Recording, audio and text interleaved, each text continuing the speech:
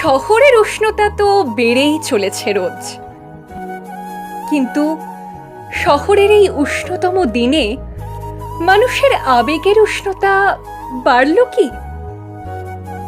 মানুষ মনের মানুষের খোঁজ পেল কি?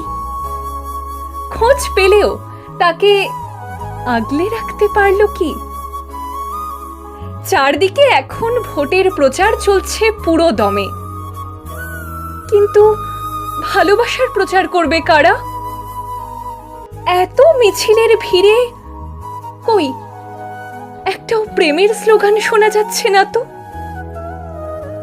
অত ভেবো না, এসো এই বৈশাখে একসাথে মিশে যাই আবেগের ডাকে।